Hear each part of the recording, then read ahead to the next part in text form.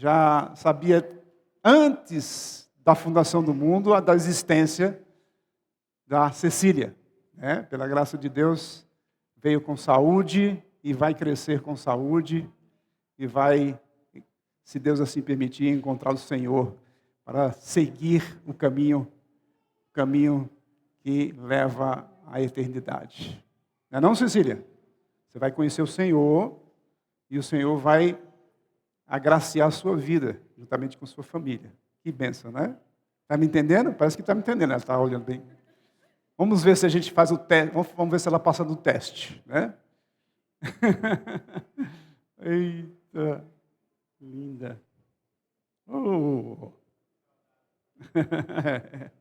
É verdade. Oh, coisa fofa. Muito bem. A nossa prática de apresentar as crianças é algo que não somente é necessário, né? Reconhecendo a grandeza de Deus, reconhecendo o poder de Deus, as bênçãos do Senhor. Né?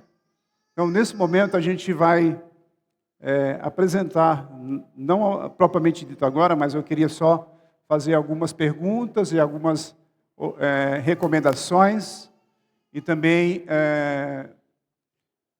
algumas promessas importantes, né? Eu vou perguntar aos pais. Toda a família está aqui reunida, graças a Deus por isso. Essa criança, ela está totalmente aos seus cuidados. É óbvio que está aos cuidados do Senhor nosso Deus. Mas vocês têm a responsabilidade de conduzi-la nos caminhos do Senhor. E essa responsabilidade é algo que vocês não podem falhar.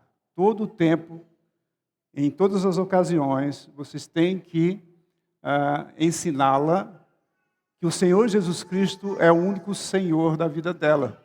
E um dia, se Deus permitir, e essa é a nossa oração, que ela realmente entregue sua vida a Cristo, verdadeiramente. Então eu pergunto para vocês estão dispostos a ensinar ela, sempre que tiver oportunidade, assim como nós lemos na passagem bíblica, todo o tempo, se possível, é lógico, a gente tem que arranjar tempo para ensinar ela nos caminhos do Senhor. Vocês prometem? Muito bem, eu pensei que eles iam dizer não, mas absolutamente, é óbvio, né? Isso é brincadeira. A gente sabe o quanto é importante, porque nós sabemos a importância da caminhada cristã, e eu creio que realmente ela vai. E vocês que são família, sempre que tiverem oportunidade, sempre estejam sempre cuidando, ajudando nesse sentido, né? Dando, de alguma forma, proporcionando a Cecília essa caminhada correta da vida cristã. Muito bem. Mas isso não basta somente a vocês. Vocês são os protagonistas, é óbvio, né? Vocês são os pais dessa linda criança. Olha, está bem até agora. Vamos orar para que ela não chore. É bom demais. Mas eu também convoco toda a igreja. A igreja faz parte desse momento especial. Então a nossa igreja, a igreja de Cristo, a igreja local, deve estar também atenta à criação da Cecília. Então vocês devem se comprometerem também, de alguma forma, a ajudar na criação dela. Então isso não é um convite, é uma ordem. Vocês têm, assim como todas as crianças que fazem parte desta igreja, vocês têm que sempre também proporcionar, ajudar a família nos momentos em que são necessários para conduzi-la ao caminho do Senhor. Olha, fazendo barulho, que lindo. Então vocês são responsáveis por isso. Eu pergunto, vocês estão prontos? Vocês prometem também ajudar essa família a criar a Cecília, assim como vocês já estão ajudando a criar os outros filhos deles? Vocês prometem? Pronto, muito bem. Olha, essa promessa aí é diante do Senhor, né? Não pode esquecer disso. Então, nesse momento, nós vamos orar ao Senhor, recomendando aquilo que o Senhor já sabe, mas Ele quer ouvir de nós, né? Então, vamos fazer uma oração recomendando a Cecília para que ela possa andar sempre nos caminhos do Senhor, que Deus tenha misericórdia, derrama a graça na vida dela. Oremos. Senhor nosso Deus, nós estamos aqui reunidos no Teu nome, Sabemos, ó Deus, a importância que temos de reconhecer a Tua soberania e a Tua graça. Colocamos nas Tuas mãos, Senhor, a vida de Cecília, assim como nós já temos colocado a vida de cada membro desta igreja, dessa família e desta igreja. Mas eu quero, em especial, te pedir, Senhor, que o Senhor esteja abençoando a vida dela, que ela possa crescer saudável, que ela possa crescer, fazer alegria no seio da sua família, Pai. Que os irmãos cuidem bem delas, que elas cuidem dos irmãos e dos seus pais no futuro também. Ó Pai, nós somos gratos pela vida dela, nós somos gratos por essa vida que o Senhor tem conduzido. Isso é bênção sobre bênção. Que você esteja abençoando a vida dela, dando a ela a saúde necessária e principalmente o conhecimento da Tua graça. É isso que nós pedimos, ó Deus, e entregamos em Tuas mãos, em nome do nosso Senhor e Salvador Jesus. Amém. Que bênção, foi bom demais. Conduziu bem. Que Deus abençoe vocês.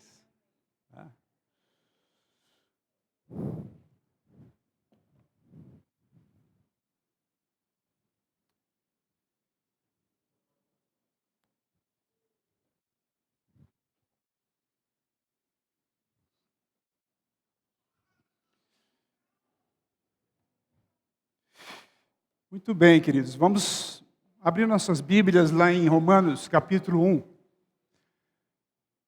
Romanos, capítulo 1, versículos de 18 a 23.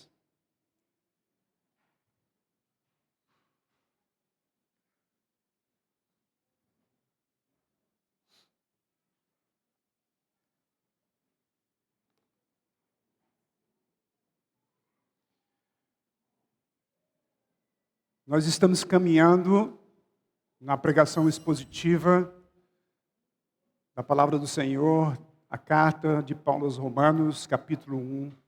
Estamos ainda no capítulo 1, caminhando de uma forma na qual a gente precisa estabelecer um conhecimento mais aprofundado da palavra. E isso é um privilégio que nós temos. Romanos capítulo 1, 18 a 23.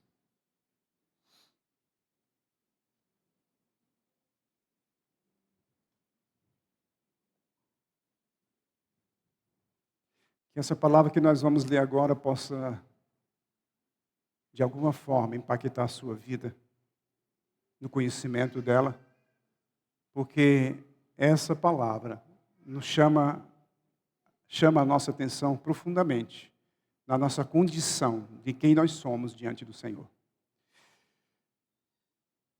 Romanos capítulo 1, versículo 18 a 23 diz assim: A ira de Deus se revela do céu contra toda a impiedade e injustiça dos seres humanos, que por meio da sua injustiça suprimem a verdade. Pois o que se pode conhecer a respeito de Deus é manifesto entre eles, porque Deus lhes manifestou. Porque os atributos invisíveis de Deus, isto é, o seu eterno poder e a sua divindade, claramente se reconhece desde a criação do mundo, sendo percebidos por meio das coisas que Deus fez. Por isso, os seres humanos são indesculpáveis, porque tendo conhecimento de Deus, não o glorificaram como Deus, nem lhe deram graças. Pelo contrário, se tornaram nulos em seus próprios raciocínios, e o coração insensato deles se obscureceu. Dizendo que eram sábios, se tornaram tolos, e trocaram a glória de Deus incorruptível por imagens semelhantes ao ser humano corruptível, às aves, aos quadrúpedes e aos répteis. Até aqui a palavra do Senhor. Que Deus esteja nos orientando de uma forma especial. Vamos orar mais uma vez.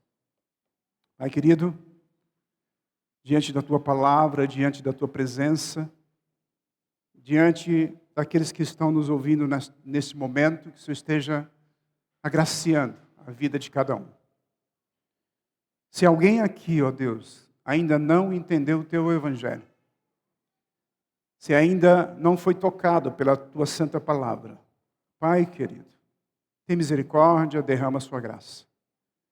Nós necessitamos, ó Deus, de sairmos da nossa ilusão, da nossa religiosidade, muitas vezes.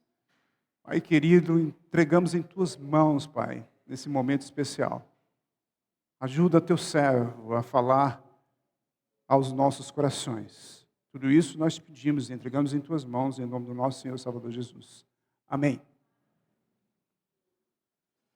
Queridos, não é fácil você observar uma palavra tão profunda como esta e não ser impactado. Vamos entender melhor. O tema, conhecendo... Deixa eu voltar aqui. O tema, conhecendo o motivo da ira de Deus, é um tema que nos chama a atenção em relação à palavra que nós acabamos de ler. Vamos tentar se aprofundar nela para entender o que Deus fala ao nosso coração. Quando os homens conhecem a Deus, mas não o honram. A pergunta é, todas as pessoas conhecem Deus? Essa é a pergunta que você tem que colocar na sua mente, para você entender através dessa porção da palavra, a resposta que Paulo nos tem concedido. Porque a gente precisa entender que, se todas as pessoas conhecem a Deus, por que elas não se entregam, não se derramam diante do Senhor? Por que elas não dobram o joelho diante de um Deus Criador? Essa é a pergunta que a gente precisa ouvir a resposta através das Escrituras. Preste atenção no que o Senhor tem a nos ensinar.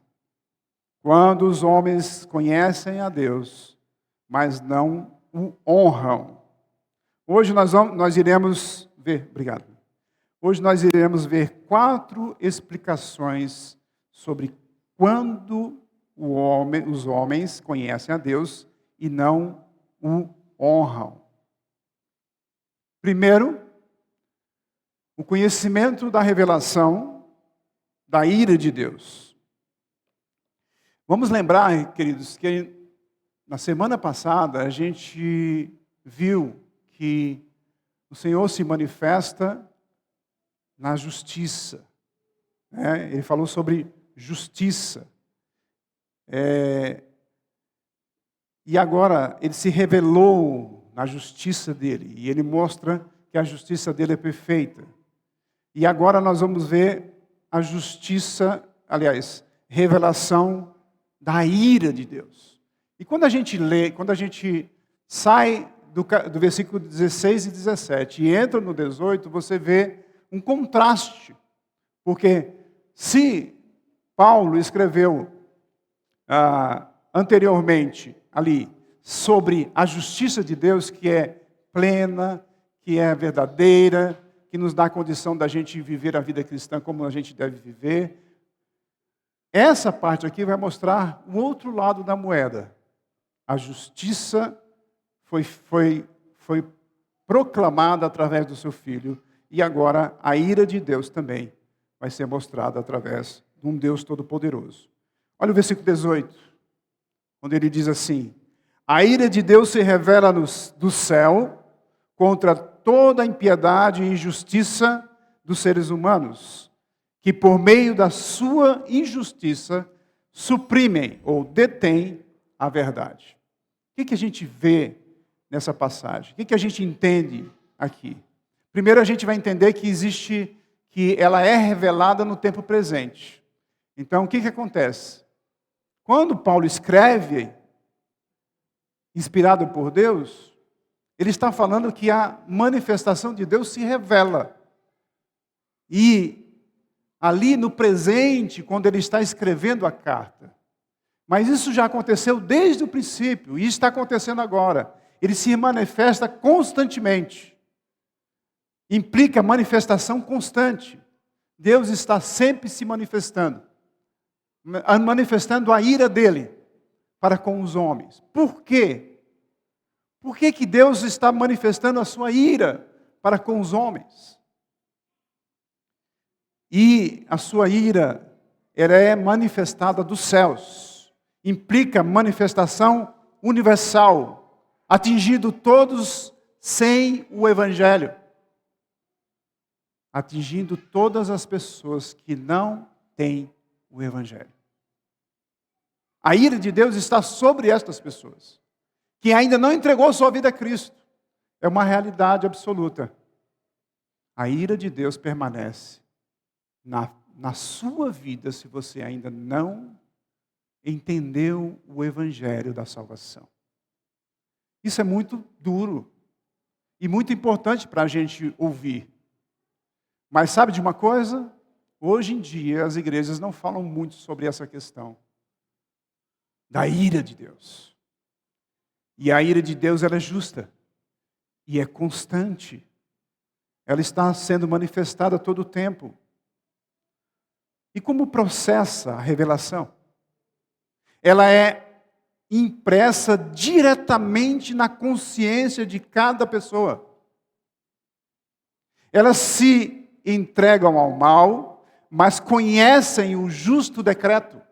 Porque Deus se manifesta. Ele não está manifestando a ira somente por ter raiva de alguém que não entrega a sua vida a Cristo. Absolutamente. É mais do que isso. Ele está manifestando a ira por uma razão muito profunda. Porque ele se revela.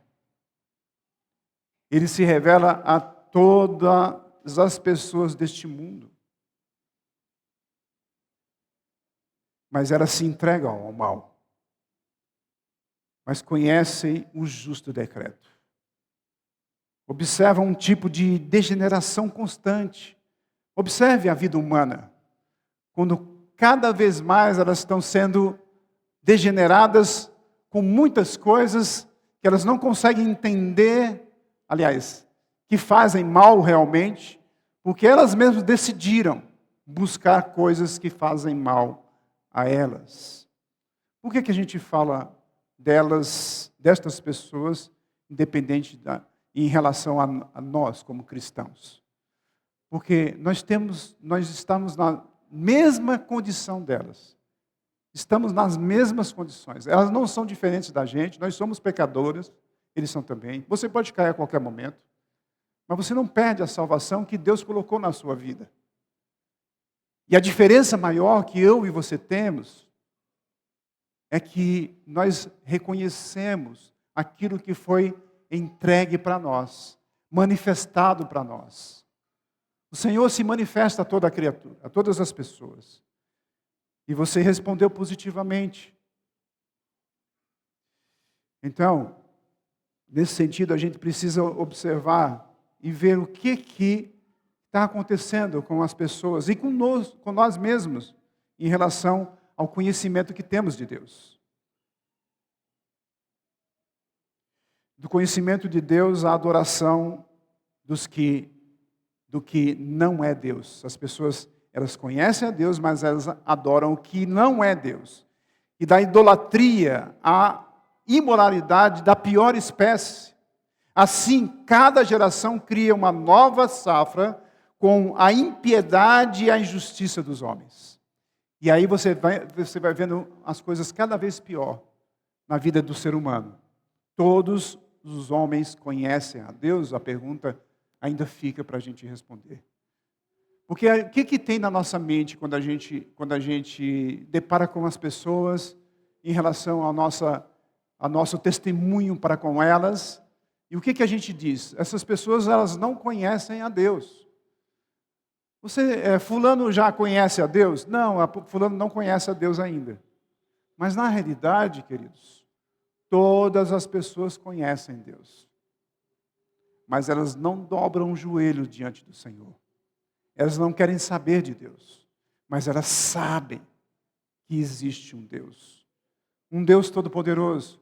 Mas elas correm de Deus. Por quê? A condição religiosa do homem. Todos nós somos religiosos, já nascemos com isso. Nós queremos religar, nós queremos voltar para o Criador de alguma forma. Mas estamos cegos e não queremos Deus. Quando nós somos apresentados para Deus, a gente corre de Deus. Ou você não fazia isso? Quantas vezes você foi chamado para entregar sua vida a Cristo e você nunca quis? Mas um dia especial, Deus tocou no seu coração. E Ele tirou a venda dos seus olhos. Ele deu uma condição melhor que você tinha. Porque você não entendia. Você não entendia que a salvação era muito importante. Mas você sabia quem era Deus. Você buscava de uma forma, na sua religiosidade. Nós somos religiosos nesse sentido. Nós fazemos alguma coisa para agradar a Deus. Até depois de receber Cristo como Senhor e Salvador, a gente pensa que a gente pode fazer algo para agradar a Deus, para conseguir algo de Deus, ou para pagar a nossa própria salvação. Mas o Senhor, nosso Deus, já providenciou o pagamento de tudo aquilo que nós devíamos a Ele. Um preço muito alto através de Cristo Jesus. Então, a religião ela é desfavorável. O religioso ele não consegue ter uma relação com Deus, porque a relação com Deus é inimizade contra Deus.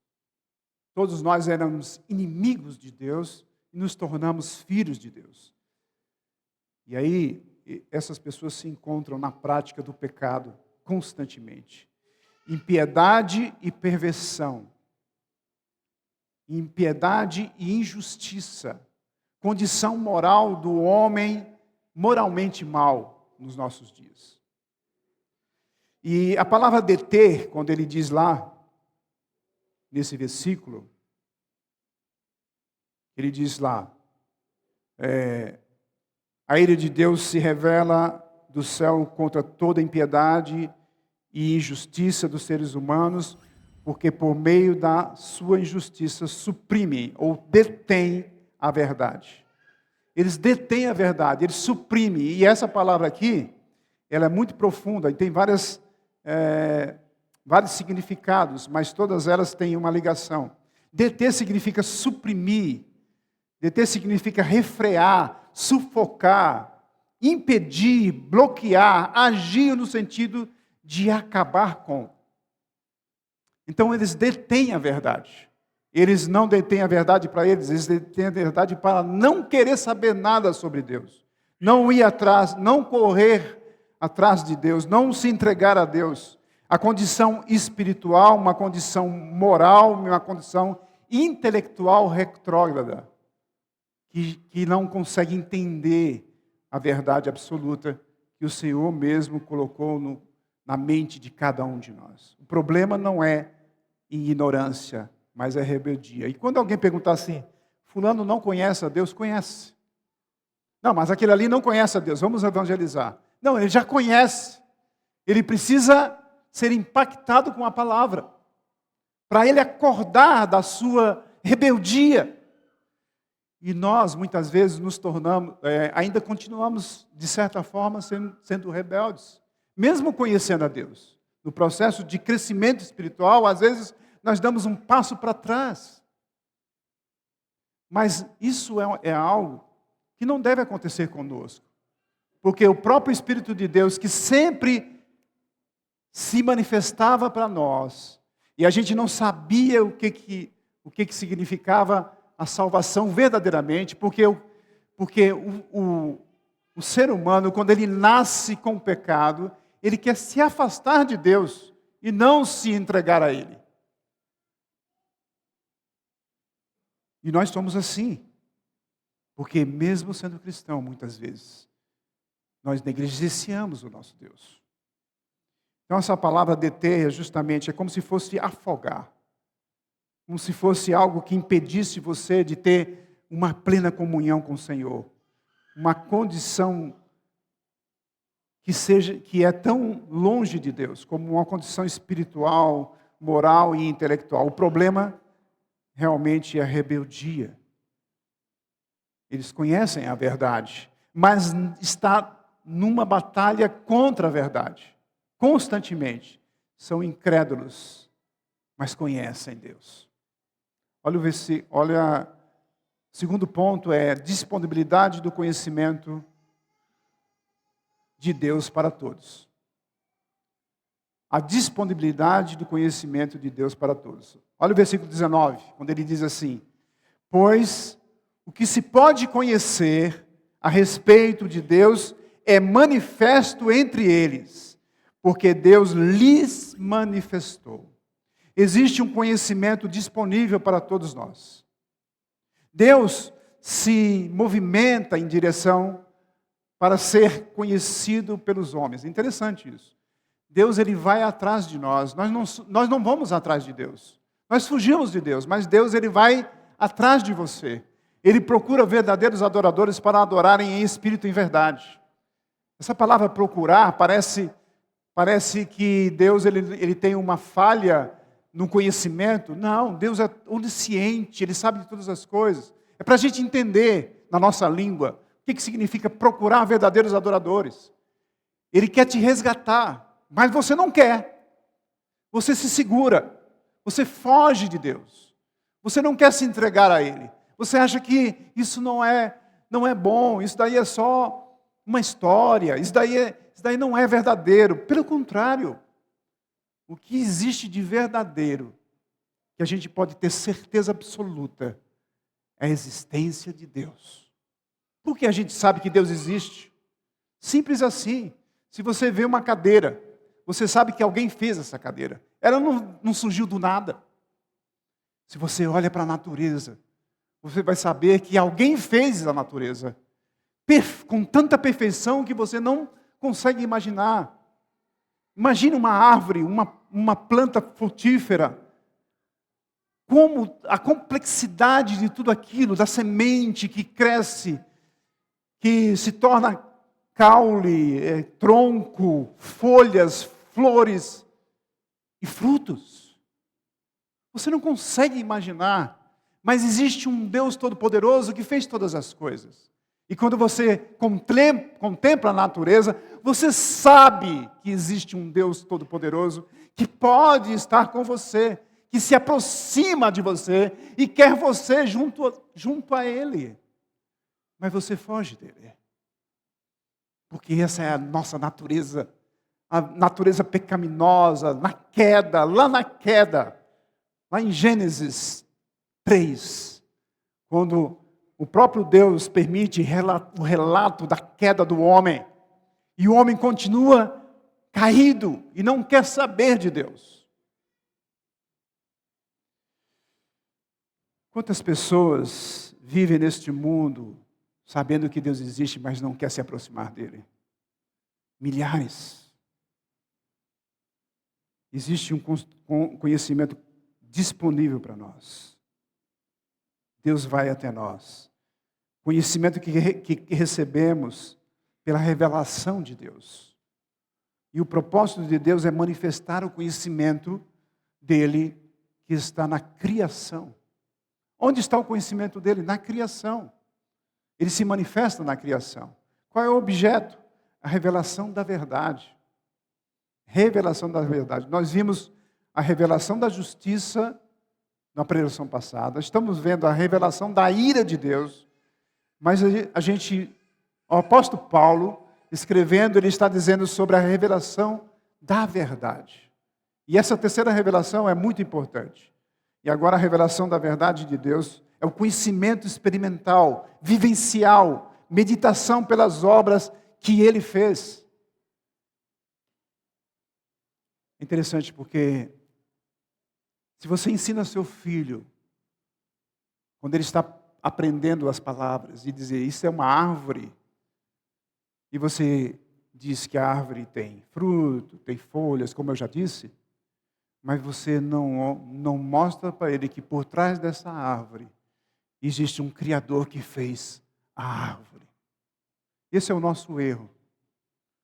Você precisa já ensinar seus filhos que existe um Deus por trás de todas essas coisas que existem neste mundo. Por trás de nós mesmos.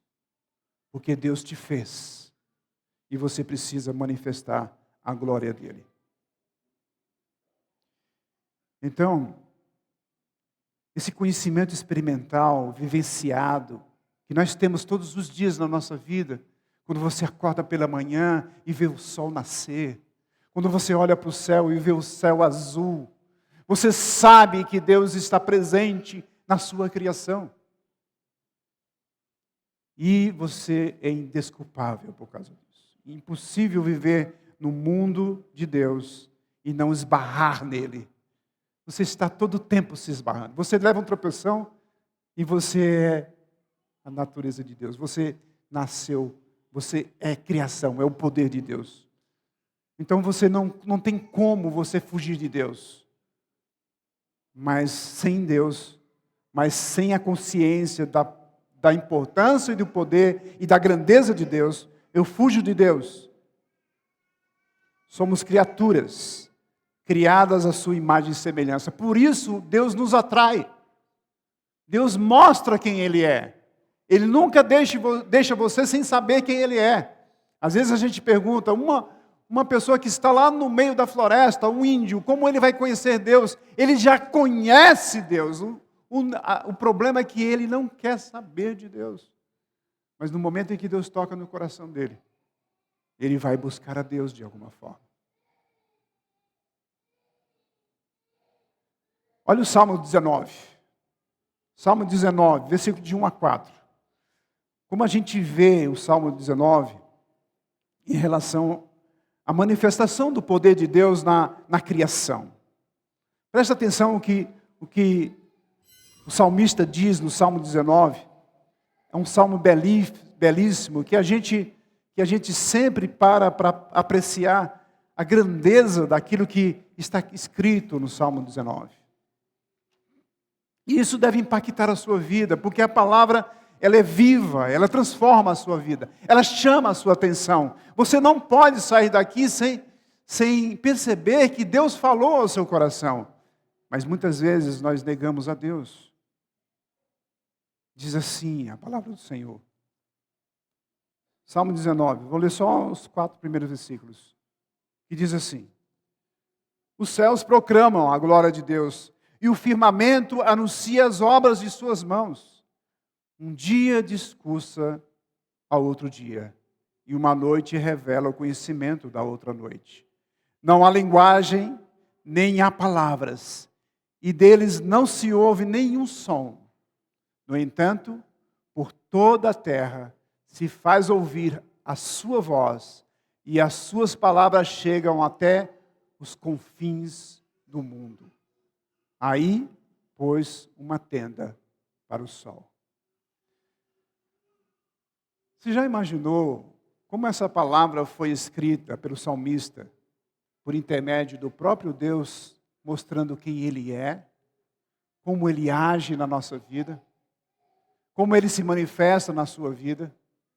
Você não pode deixar de olhar para a criação e reconhecer a grandeza de Deus. Olha o Salmo 139, que nós lemos todos, vamos ler só até o versículo 6, para a gente lembrar.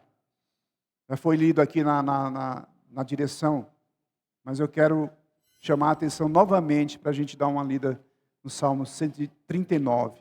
Fixa, medite na palavra, repita na sua mente aquilo que você tem lido acerca da palavra, para que ela possa impactar na sua vida, porque ela transforma a sua vida. Olha lá o que diz o Salmo 139, diz assim: Senhor, Tu me sondas e me conheces. Sabes quando eu me sento e quando eu me levanto. De longe conheces os meus pensamentos. Observas o meu andar e o meu deitar. E conheces todos os meus caminhos. A palavra ainda nem chegou à minha língua. E Tu, Senhor, já a conheces toda. Quem é esse Deus Todo-Poderoso? Que se manifesta na palavra, que se manifesta na sua criação, que chama a sua atenção constantemente, para você viver uma vida plena diante da sua presença. Terceiro lugar, o conhecimento de Deus na criação. Olha o versículo 20. Volta lá para Romanos. Vamos para o versículo 20.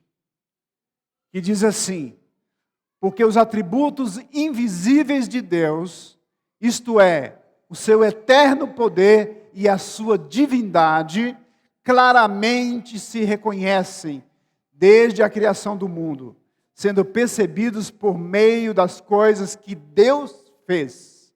Por isso, os seres humanos são indesculpáveis.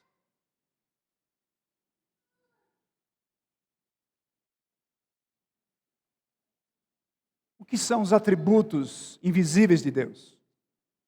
Qual o objeto da revelação da verdade?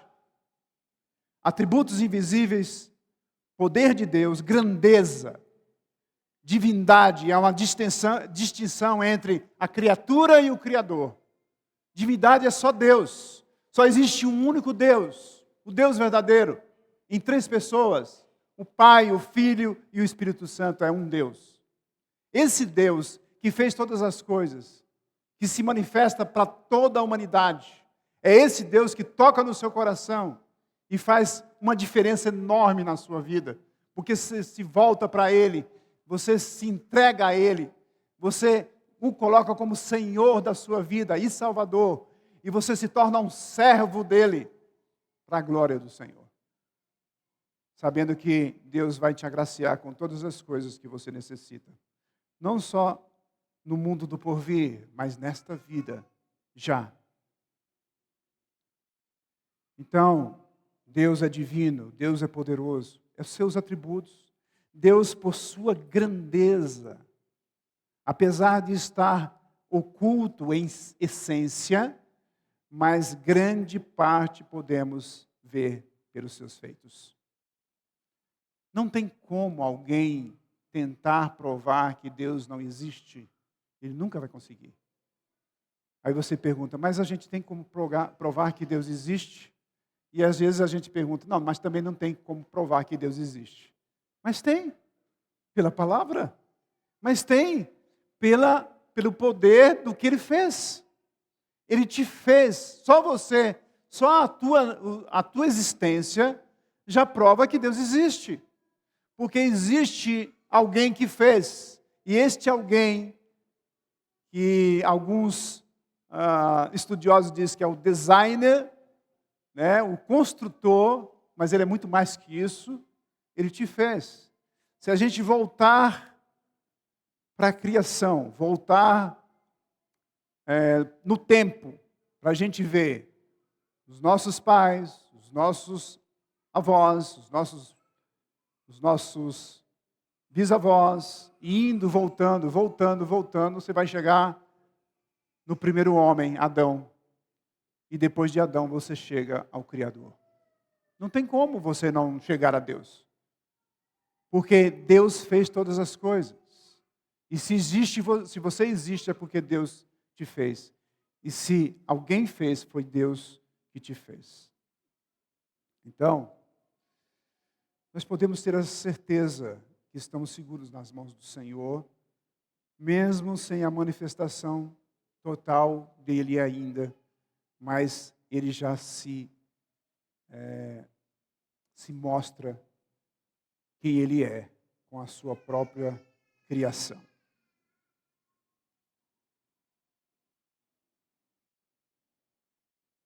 Foi por meio da criação e da história que um Deus poderoso existe. Qual é a universal dessa percepção? Ou quão é a universal dessa percepção?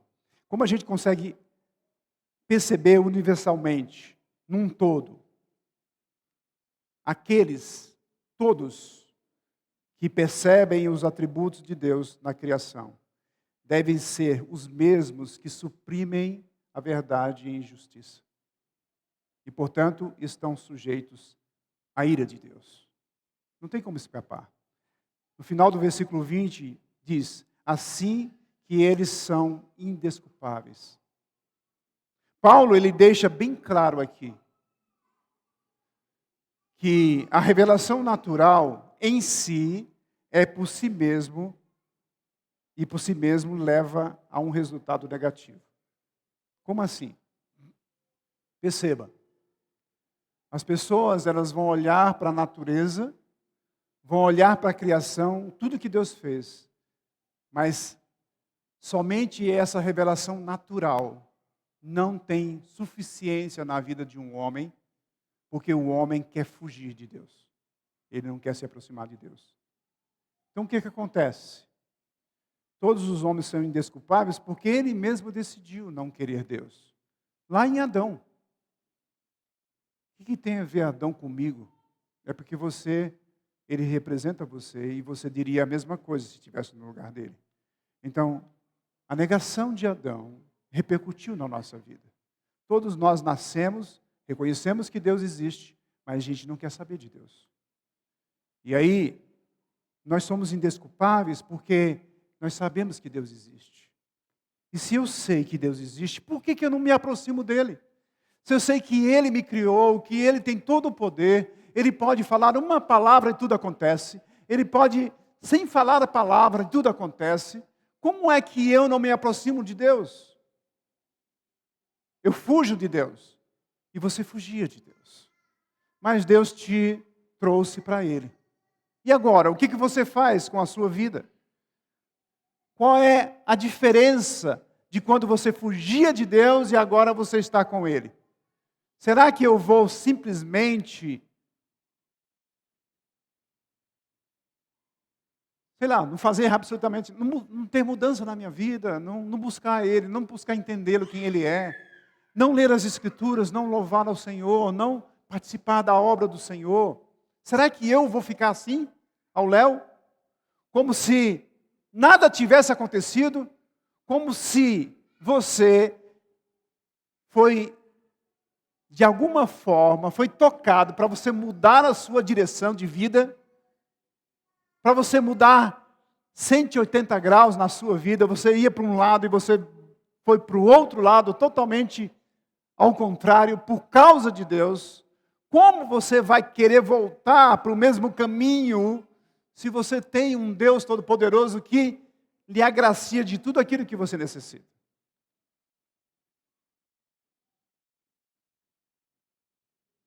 Então, a revelação natural, por si só, é um resultado negativo.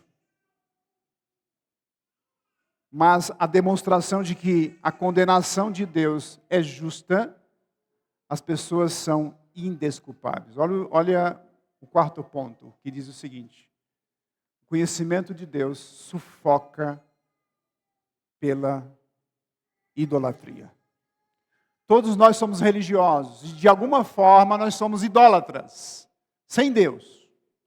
Quando Deus toca no seu coração e você escuta a palavra, quando você escuta Jesus dizer que você tem que buscar em primeiro lugar o Senhor nosso Deus, com todo o seu coração, com toda a tua força, com todo o seu entendimento. Quando você escuta a leitura que nós fizemos de Deuteronômio, o Shema, em que o povo de Deus, o povo de Israel, colocava Deus em primeiro lugar, um único Deus, e ele fazia sacrifício para Deus, para esperar a salvação do sacrifício que viria definitivamente.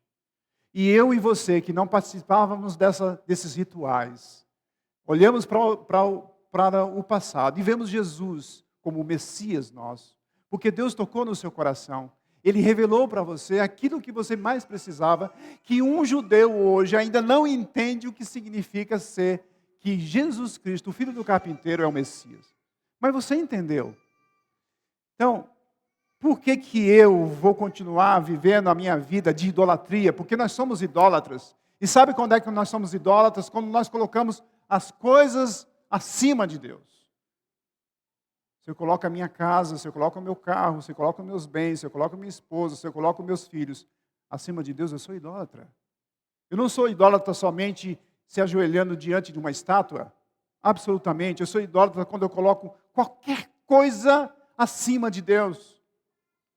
E Deus tem que vir em primeiro lugar na minha vida.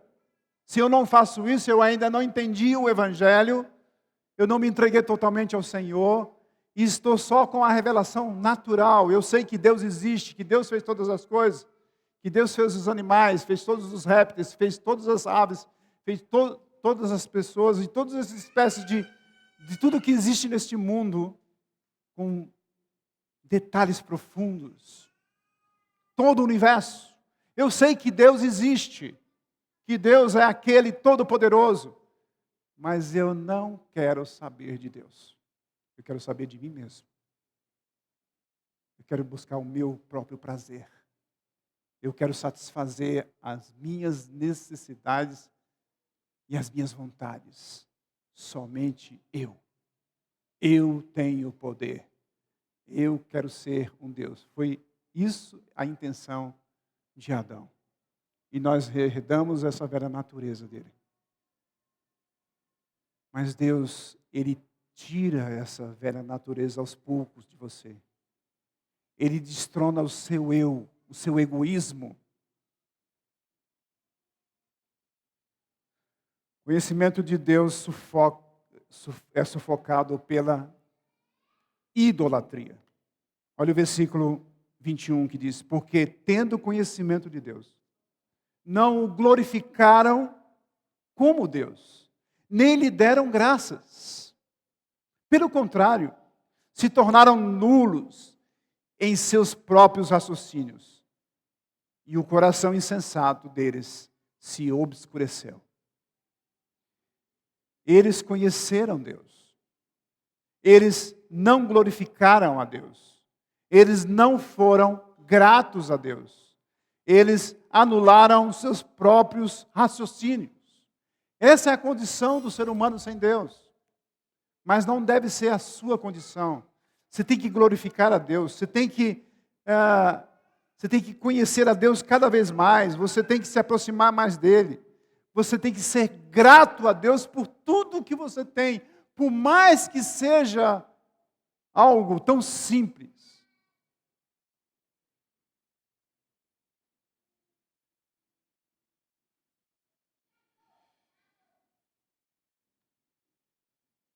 Porque a revelação de Deus na natureza faz com que eles sejam indesculpáveis. Podemos entender então que Paulo caracteriza o coração como sem entendimento. Por esse motivo, os homens, sabendo quem é Deus, deveriam glorificá-lo, mas não o fizeram. Pelo contrário, fizeram pouco caso, e o coração de cada um se tornou insensato e obscurecido. Olha o versículo 22, quando ele diz assim: dizendo que eram sábios, se tornaram tolos. Como é que a pessoa é sábia? E se acha sábio? Quando alguém fala para você, na apologética, quando você vai defender a fé, você está discutindo com alguém, você fala de um Deus todo-poderoso, e ele diz assim: você serve a um Deus que é invisível. Cadê seu Deus? Ele se sente sábio porque acha que sabe mais do que o próprio Deus. Então, estes se sentem sábios, porque eles acham que não precisam de Deus, mas eles não reconhecem que eles não dão um passo se não for pela vontade de Deus. Eles não respiram, eles só respiram por causa da vontade de Deus. Mas Deus é tão misericordioso, derrama a sua graça, que Ele espera que eles entendam o Evangelho. Mas eles são indesculpáveis, porque eles já decidiram nos seus corações. Toda a humanidade já decidiu. E sabe por que você está aqui, louvando e adorando a Deus? E se você está aqui, verdadeiramente, louvando e adorando o Senhor, com muita alegria, com muita paz no coração, sabendo que Deus é aquele que te guarda, que te cuida, como um filho, como um bebê. Se tua mãe te abandonasse, Deus não te abandonaria, a palavra de Deus diz. Então, esse Deus que tem um cuidado especial por você, será que eu não dou atenção a Ele? Será que eu vou desprezá-lo? Será que eu vou deixar de estar buscando a Ele, não para conseguir algo, mas pelo que já conseguimos, salvação eterna? Então, proclamando a si mesmo ousadamente de serem sábios, ficaram insensatos, insanos, dementes, enlouquecidos, loucos, ao se recusarem a prestar homenagem a Deus, quando reconhecem as obras dele. As pessoas afirmam estar adquirindo sabedoria. Na realidade, no entanto, ocorre o contrário. Elas estão se tornando tolas. Sabe qual é a nossa atitude como cristão, a nossa vida cristã? É que quando amanhã, pela manhã, você acordar para ir trabalhar, você diz: obrigado, Senhor. Obrigado. Você fala com o Senhor. Quando for na terça-feira, você fala com Ele mais um pouco. Ouça o que Ele diz na palavra. Agradeça a Ele. E na quarta, e na quinta, e na sexta, você se prepara para vir no domingo louvar e adorar o Senhor. Em espírito e em verdade. Você tem que fazer essa prática. Você não pode deixar que as coisas corram de qualquer jeito. Você está no automático. Você vai e volta, corre para lá e corre para cá. Sim, nós somos assim. Mas a gente não pode esquecer de um Deus Todo-Poderoso que está sempre conosco, nos ajudando, nos orientando, nos capacitando, dando saúde necessária para você trabalhar, para você pensar, para você tomar decisões na sua vida. Você não pode deixar Deus de lado. E uma das coisas que a gente pode e deve buscar é o tesouro da palavra. A palavra que é profunda, que deve nos dar prazer em ler, em meditar nela, em absorver os ensinamentos, em praticar o que nós aprendemos. Não seja somente ouvinte da palavra, mas praticante. O meio-irmão do Senhor Jesus, Tiago, disse. Então, versículo 22 fala sobre isso, sobre essa sabedoria humana que se tornam tolas e nulas. Olha o versículo 23, quando ele diz: e trocaram a glória de Deus incorruptível por imagens semelhantes ao ser humano, corruptível. As aves, os quadrúpedes e aos répteis.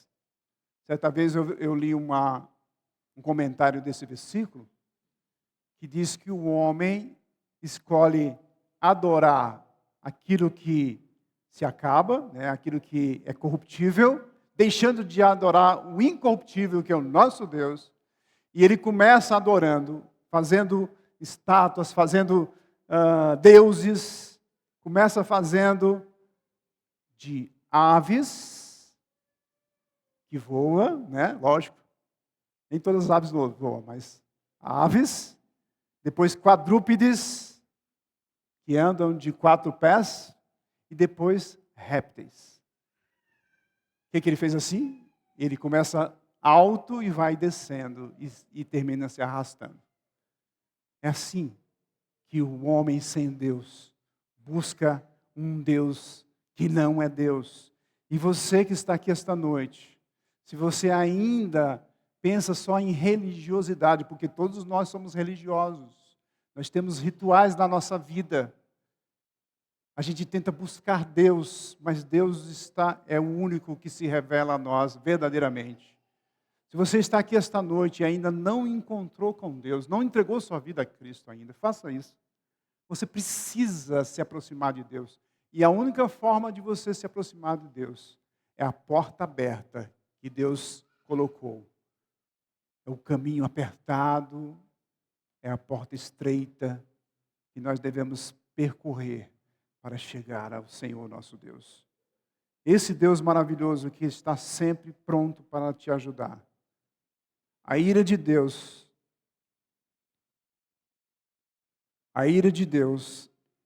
é a perfeição do caráter divino sobre o qual precisamos meditar frequentemente, para que o nosso coração possa ficar devidamente impressionado com o ódio divino contra o pecado. Senhor nosso Deus odeia o pecado. E Ele pode fazer isso. Ele odeia o pecado. E quando nós praticamos o pecado, ainda assim Ele olha para nós e vê Cristo e não nos extermina por causa de Cristo. Mas se eu não tenho Cristo e eu peco, Deus olha para mim e pode me exterminar com a sua ira santa, porque eu não quero saber de Deus. Eu não quero me aproximar de Deus. Eu quero fugir de Deus, porque eu sou eu e eu quero ser somente eu. O meu ego ainda está aflorado. O meu ego não está enfraquecido. Eu quero fortalecer o meu ego. Eu quero ser o Todo-Poderoso. Mas você não é absolutamente nada diante de um Deus Todo-Poderoso. Ele te transforma, Ele te resgata, Ele te dá vida e vida em abundância. Só Deus pode agraciar a nossa vida. Só Deus pode direcionar a nossa vida a Ele. Só Ele pode nos direcionar à verdadeira vida que nós perdemos lá no Jardim do Éden. E foi resgatada pelo seu próprio Filho, pela graça do amor de Deus. Deus esteja abençoando a sua vida, que você possa entender o quanto é importante dobrar o joelho diante do Senhor e dizer: Senhor, me perdoe. Eu sou pecador, sim, mas eu preciso da tua graça. A graça que transforma, que nos conduz à vida eterna para sempre. É redundante, né? Mas é isso. Vida eterna para sempre. É esse Deus que promete e vai cumprir. É esse Deus que nós servimos verdadeiramente. É esse Deus que quer te agraciar, que quer te carregar no colo. Vinde a mim, todos que estáis cansados e sobrecarregados, e eu vos aliviarei. Aprendei de mim, porque eu sou manso e humilde de coração, e terá a vida eterna. Amém? Se você está aqui esta noite e ainda não entregou sua vida a Cristo, faça isso. Não deixe para amanhã. Não seja tolo. Não seja tolo. Só existe um caminho. E você pode fazer isso. Se arrependa dos seus pecados, entregue a sua vida a Cristo. E Ele fará tudo aquilo que você necessita. E terá na sua vinda a vida eterna para sempre. Amém? Vamos orar. Senhor nosso Deus e Pai, obrigado, Senhor, pela Tua palavra. Ajuda-nos a crescer cada vez mais no Teu conhecimento. Somos gratos, ó Deus, porque o Senhor nos se manifesta todos os dias. Mostra o Seu poder, Pai. O poder da natureza é o Seu poder. O Senhor pode fazer chover, pode fazer secar, pode fazer todas as coisas que o homem não pode fazer. E que as pessoas dizem que é a mãe natureza, mas é o Senhor que está sempre atento, com todo o seu poder, sendo onisciente, onipresente e onipotente, tendo seus atributos revelados a nós.